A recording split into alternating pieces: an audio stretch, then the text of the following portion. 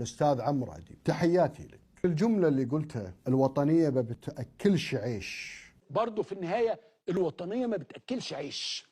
معلش أنا عارف في ناس كتير هيقولوا لي والوطنية وأنت بتاخد كام؟ لا أنا باخد كتير، أنا باخد كتير قوي. والله عيب الكلام هذا. الوطنية ما بتوكلش عيش يا أستاذ عمرو. لولا وطنية سيادة الرئيس المصري عبد الفتاح السيسي ما تم إعادة بناء مصر من جديد وإنشاء جيش قوي. لولا وطنية الجيش المصري اللي قدم وجنوده اللي قدموا التضحيات، لولا وطنية الشعب المصري اللي تحمل الأزمة الاقتصادية ورب الأسرة المصري يغترب خارج وطنه ويشتغل بعمل وعملين وثلاثة حتى يوفر اللقمة لأسرته ويدعم وطنه، لولا وطنية الجيش المصري البطل وجنود مصر الذي واجه العدوان الثلاث في حرب 56 وكانت الأصل في مقاومة الشعب المصري حرب أكتوبر 73، لولا وطنية محمد أنور السادات وحسني مبارك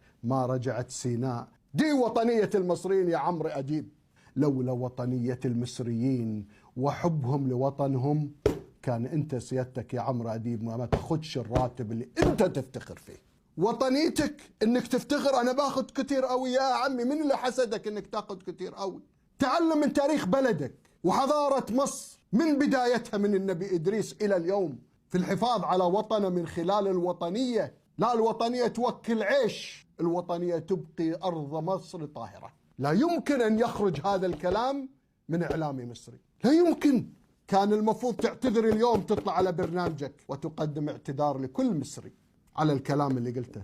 كل تفاجأ بما قلته، ولكن يكفيك ما قال الشعب المصري نحوك. وأنا أقول لك يا أستاذ عمرو، درى شعبيتك ما لها قيمة وأنت غير مؤثر أمام الشعب المصري، وراجع الكلام من اللي تقوله واعتذر للشعب المصري.